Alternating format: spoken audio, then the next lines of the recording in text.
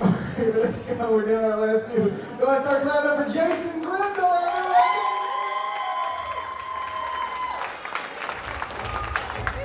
How's it going? Any fans of music here? Music fans? 10 of you? Okay. You guys remember Casey and JoJo? Yeah? Yeah, mid-90s R&B sensation. Had that hit song, All My Life. Goes a little something like, I will never find another lover more sweeter than you. Yeah, there we go. And I will never find another lover more precious than you. Girl, you are close to me like my mother, close to me like my father, close to me like my sister, close to me like my brother. You guys remember that song? You ever think about those lyrics?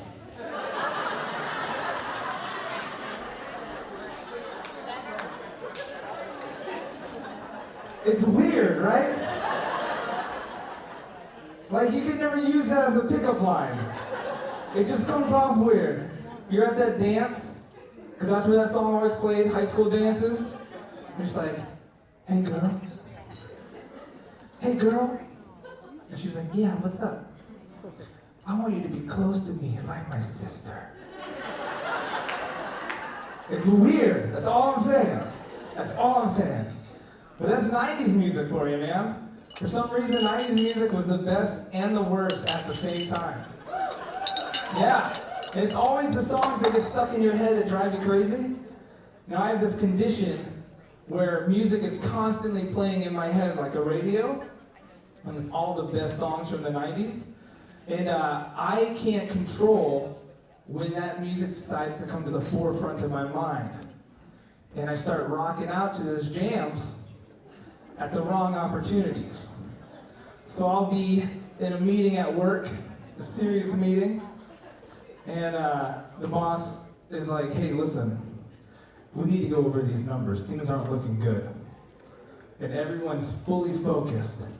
And I'm just sitting there. I said if you want to call me baby, just go ahead now. I'm blue, down a dee, down a die, down a dee, down a die. I wanna stand with you on the mountains. I wanna bathe with you in the sea. You guys know you love all those songs. And you know you're gonna be singing them all night long now. No, that's me, man. I can't control. I have kids, and they love Disney movies, and now Disney songs are sneaking in. You know, I'll be sitting there, big smile on my face. I can show you the world, shining, shimmering, splendid. While everyone's looking at me weird because they're crying because we're at a funeral, and I just have a giant smile on my face. No, I can't help it. You know, and I'm getting older, and so I'm starting to hate things. Which is what happens when you get older. Like certain sayings we use, like, can we please stop using buttload? Everybody uses it, and a lot of times I hear people using it involving food. Like they'll be like, oh man, I'm so hungry. I could just go for like a big bowl of mashed potatoes with like a buttload of gravy on them. Think about what you're saying. Like, I get that it used to be a measurement back in the day. It's no longer relevant. Like, what is that amount? And whose butt are we talking about? You know, another thing, you know, speaking of buttloads, you guys pooping at work? Yeah, woo! You guys doing the dukes in the office? I came to a realization the other day. It is financially irresponsible to not poop at work. People tend to plan their whole schedule around making sure that they can go home and poop in the privacy of their own home, in their own bathroom. I say nay. Why poop at home for free when you can poop at work and get paid for it? You can have that. You are now smarter and richer. And you also don't have to pay for your own toilet paper. It adds up, it adds up. Another thing I'm not a big fan of anymore is public restrooms. I've noticed there's a new trend that they're starting to make the stalls a little more roomy, which I enjoy.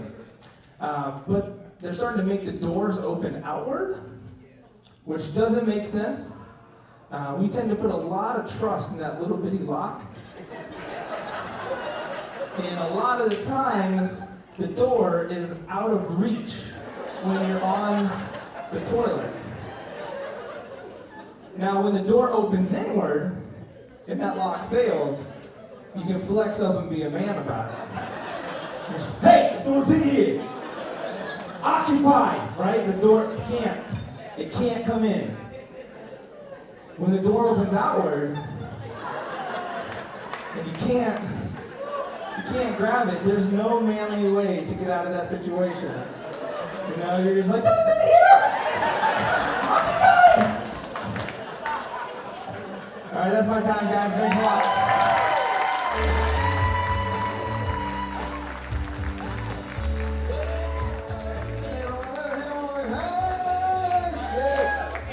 I want to go home and take a shit to a Boys to Men album.